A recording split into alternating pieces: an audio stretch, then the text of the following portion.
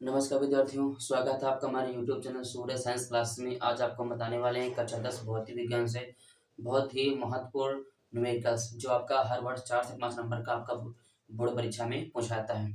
तो यदि हमारे चैनल पे आप लोग नए हैं तो हमारे चैनल को सब्सक्राइब जरूर करें, जिससे हमारे वीडियो सबसे पहले आप तक पहुँचे।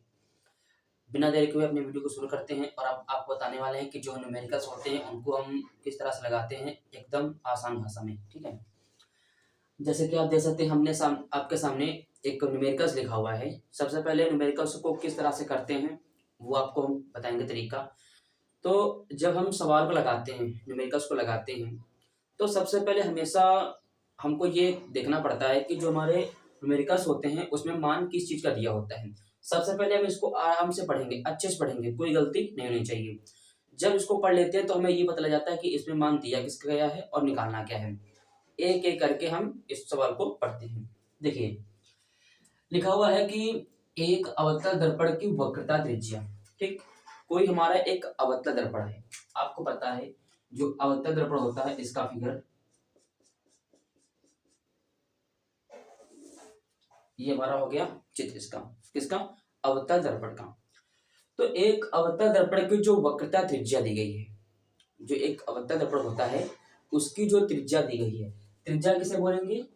हमारा मुख्य अक्ष से लेकर के जो हमारा ध्रुव होता है, ये दूरी होती है, इसे हम त्रिज्या के नाम से जानते हैं। ठीक, तो वक्रता त्रिज्या दी गई है 40 सेंटीमीटर। आपको पता है वक्रता त्रिज्या को हम स्मॉल आर से दर्शाते हैं। तो हम यहां लिखेंगे आर इक्वल टू 40 सेंटीमीटर। ठीक है, 4 सेंटीमीटर लंबी वस्तु, एक वस्तु दी गई है जिसकी हाइट कितनी है, लंबाई कितनी दी गई है? 4 सेंटीमीटर। तो आपको पता है हमारी जो लंबाई होती है हम इसे किसे h से, इसे हम h1 कर लेंगे, क्योंकि हम h1 इसलिए करेंगे कि हमको h2 निकालना पड़ेगा, यानी कि वस्तु जो प्रतिबिंब की लंबाई उसको निकालना पड़ेगा। तो इसे हम 4 सेंटीमीटर लिखेंगे। फिर लिखा है 4 सेंटीमीटर एक वस्तु दर्पण से 30 सेंटीमीटर दूरी पर रखी है।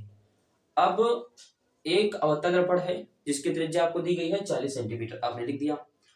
फिर दिया गया है उसकी जो लंबाई है, यानी एक वस्तु रखी गई है। ठीक है, 4 सेंटीमीटर एक वस्तु, जो लंबाई की वस्तु है। ठीक है, 4 सेंटीमीटर लंबाई की एक वस्तु, जिससे हमने लिखा h1 इक्वल टू 4 सेंटीमीटर। एक वस्तु को आपने रखा है दर्पण से कितनी दूरी पर? 30 सेंटीमीटर दूरी पर। यानी आपने कोई वस्तु को कहाँ रखा हुआ है? एक वस्तु आपकी है, आपने उसको कहाँ रखा है? 30 सेंटीमीटर पर रखा हुआ है। ठीक है, तो हम लिख देंगे u इक्वल टू 30 सेंटीमीटर। क्यों? क्योंकि वस्तु की दूरी जो हमारी होती है उसे हम u से डिनोट करते हैं, कि प्रदर्शित करते हैं। फिर लिखा हुआ है कि प्रतिबिंब की स्थिति निकालना है। प्रतिबिंब की स्थिति का अर्थ क्या होता है? प्रतिबिंब की दूरी निकालना है, यानी हमें v निकालना पड़ेगा। v इक्वल टू हमारा क्वेश्चन मार्क हो जाएगा। फिर हमसे कह रहा था प्रतिबिंब की स्थिति व लंबाई ज्ञात करनी। लंबाई यानी कि उसकी हाइट भी निकालनी, जो यानी कि h2 इक्वल टू हमारा क्वेश्चन मार्क हो जाएगा। ठीक है, अब देखिए इसको हम लगाते कैसे हैं। हमें v निकालना है और h2 निकालना है। आपको पता है, आपने एक फार्मूला पढ़ा हुआ है यूवीएफ के लिए, दर्पणों के लिए formula 1/f equal to 1/v plus 1/u। इस फार्मूला जो हमारा है फार्मूला, इसका उपयोग हम करेंगे।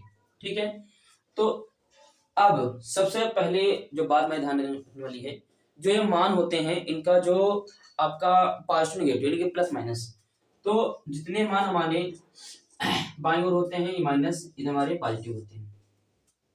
तो हम लिखेंगे हमारा आर हो जाएगा माइनस का ही, और हमारा जो वस्तु हो जाएगी ये भी माइनस की हो जाएगी। ठीक है, बाकी जो हमारा मान निकलेगा उसको देखेंगे। इस फार्मूले को हम क्या लिखते हैं, तो फार्मूला हो जाएगा 1/f equal to 1/v plus 1/u। सभी के मान रख देंगे। अब लेकिन एक दिक्कत क्या है, देखिए इसमें हमें f का मान नहीं दिया है, केवल हमें u का मान पता है, v निकालना है। तो आपको पता है, आपने एक फार्मूला पढ़ा है f इक्वल टू r/2। ये फार्मूला होता है फोकस दूरी और वक्रता त्रिज्या में संबंध का फार्मूला। तो हम यहाँ से f का मान निकाल सकते हैं। r हमारा हो जाएगा 40/2, तो कितना जाएगा 20। एफ कितना हमारा आएगा माइनस का 20 सेंटीमीटर। ठीक है, अब हम यहाँ पे आते हैं, एफ हमारा आ गया माइनस का 20, क्योंकि हमारे मान क्या आया था माइनस का। ठीक है, बराबर क्या हो जाएगा 1/v हमें निकालना था, प्लस लगाया, u कितना दिया हमारा माइनस का 30 दिया हुआ था। कोई दिक्कत किसी को? हमने मान को रख दिया है। अब देखो इसको हल कैसे करते हैं। अब देखिए यहां से लिखेंगे 1/, माइनस का 20, 1/v, माइनस प्लस माइनस हो जाएगा अपान 30। इतना क्लियर है? अब क्या करते हैं, हमें निकालना क्या है, हमें v निकालना है। ठीक है, हम v को यहीं रोक लेते हैं। ठीक, v को हम यहीं रोक लेते हैं और ये हम पक्षांतर कर लेंगे। ठीक है, तो यहां हो जाएगा 1/, माइनस का 20, ये हमारा पक्षांतर रहेगा प्लस का 1/30 और 1/v। कितनी कैसी दिक्कत? ये मान हमने इसको पंचहत्तर कर दिया है, ये हमारा माइनस का था, ये हमारा पास हो जाएगा, v हमारा वहीं पर रहेगा क्योंकि हमको निकालना क्या था, निकालना था। ठीक है,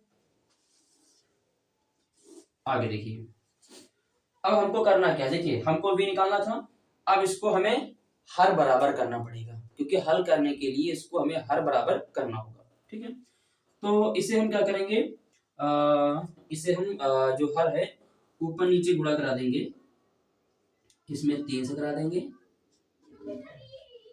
और इसमें 2 से करा देंगे, तो हमारा हो जाएगा 3 बट्टे माइनस का 60 प्लस 2 बट्टे ये हमारा 60 हो जाएगा। ठीक है, बराबर क्या हमारा हो जाएगा 1/, हो जाएगा। ठीक है, हमने देखिए इसका हर बराबर करने के लिए हमने इसमें ऊपर नीचे 3 से गुणा कराया। ठीक है, तो हो जाएगा 3 एकम 3, 3 दूना 6 का माइनस का 60 हो जाएगा। ऊपर कराया 2 एकम 2, 2 दूना 6 का आपका माइनस यहाँ पे 60 हो जाएगा। अब क्या करते हैं, इसका हर बराबर कर लेते हैं, हमारा हर बराबर हो गया। अब लासा कर लेंगे तो हमारा आएगा माइनस का 2 प्लस अपान माइनस का 60। ठीक है, इसको हटा देंगे, क्यों, देखिए हमने जब हर इसका बराबर होने के बाद इसका लासा लिया तो हमारा जो चिन्ह है ये आपको ऊपर चला जाएगा। लिखेंगे यहाँ पर 1/v। अब इसको हल करते हैं, तुम्हारा आएगा कितना माइनस का 1/60 बराबर v। क्यों ये माइनस क्यों आया, देखिए ये माइनस का इसलिए आया क्योंकि आपका ये माइनस का ये प्लस का है घटेगा, लेकिन आपका चिन्ह जो होगा वो माइनस का लगेगा क्योंकि आपका संख्या बड़ी कौन सी है, 3 बड़ी है। ठीक है, तो 3 संख्या माइनस की आपकी थी, तो यहाँ हमारा इसको हम इधर भेज देंगे, इसको इधर भेज देंगे, तो हमारा आ जाएगा v इक्वल टू माइनस का 60 सेंटीमीटर। यानी जो हमारा हमने वस्तु को 30 सेंटीमीटर दूरी पर रखा हुआ था प्रतिबिंब दर्पण में, ठीक है, इसकी त्रिज्या आपकी 40 थी। उसके बाद जब आपका प्रतिबिंब बन रहा होता है वो कहाँ बनना होता है, वो बन रहा होता है 60 सेंटीमीटर पर। ठीक है, तो 60 सेंटीमीटर आपका यहाँ पे आगे इसका आकर के बन जाएगा। ठीक, तो ये तुम्हारी बात हो गई इसकी। आगे अब क्या होता है, हमें कुछ और निकालना था। ठीक है, हमें निकालना है h2, यानी हमें वस्तु की लंबाई पता है। ठीक है, हमने वस्तु की दूरी भी निकाल लिया, प्रतिबिंब दूरी निकाल लिया, लेकिन प्रतिबिंब की लंबाई कितनी है। तो एक फार्मूला आपने पढ़ा होगा आवर्तन क्षमता का, फार्मूला होता है m इक्वल टू माइनस का v अपान u बराबर h2 अपान h1। ठीक है, तो हमारा यहाँ हो जाएगा माइनस v हमारा इतना निकल के आया है माइनस का 60, u दिया है माइनस का 30। ठीक है, मान रख रहे हैं यहाँ पर बराबर h2 हमें निकालना है, h1 कितना दिया है 4। इसको हल कर लेते हैं, ये हमारा हो जाएगा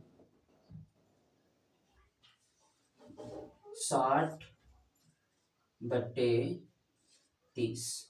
देखिए 60 बट्टे 30 में आपके माइनस हो जाएगा, ये हमारा इसको ब्रैकेट ओपन करेंगे तो क्या आएगा, हो जाएगा पॉजिटिव का। ठीक है, तो आपका पॉजिटिव का चिन्ह यहाँ लिखा नहीं आता है, इसमें 60 लिख दिया है, नीचे आपका 30 बराबर क्या हो जाएगा h2 अपान 4। ठीक है, तो इसको करेंगे तो कितना हो जाएगा माइनस का 2 बराबर h2 अपान 4। ठीक है, तो हमारा इसको इधर हम भेज देंगे भाग वाले को गुणा में, तो आ जाएगा माइनस का 8 h2 इक्वल टू। ठीक, तो हमारा फाइनल यहाँ पे क्या निकल के आया h2 का मान H2 इक्वल टू हमारा आया है माइनस का 8 सेंटीमीटर। ठीक, ये हमारा इसका फाइनली आंसर हो जाएगा। ठीक, तो ये हमारा सवाल हो गया कि आपको आसान क्या है, कुछ नहीं करना इसमें। सबसे पहले आप सवाल को पढ़ना है। सवाल को पढ़ने के बाद सभी मान लिख लीजिए कि कौन कौन से मान दिए होते हैं, कौन से मान निकालने होते हैं। उसके बाद आपका सिंपली फार्मूला आप लगा देंगे यूवीएफ के लिए। हमें एफ नहीं पता था, हमने फोकस दूरी और वक्रता त्रिज्या में संबंध का formula F equal to r/2 लगा दिया है। एफ का मान निकाल लिया, 20 आ गया। उसको हमने इस फार्मूले को उठाकर यहाँ रख दिया, सभी को मान रखा, पक्षांतर किया, हर जो था उसको बराबर करना था। हर बराबर करने के बाद आप एक करते चले जाएंगे। ठीक है, ये हमारा यहाँ से इसको हमने घटा दिया, हमारा एक बचेगा क्योंकि आपको माइनस का जो संख्या है वो बड़ी है। इसको हमने इधर भेज दिया, हमें बी निकालना था, हम निकाल लिया। हमको निकालना था लंबाई, जो प्रतिबिंब की लंबाई हो तो उसको निकालना था। फार्मूला लगा दिया, आवर्धन क्षमता का फार्मूला होता है, इसकी हमने तुलना कर दी। ठीक है, तो ये आपका एक निकल के आ गया है।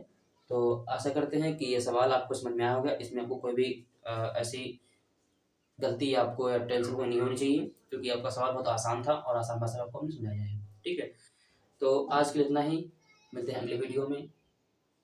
तब तक के लिए जय हिंद, जय भारत।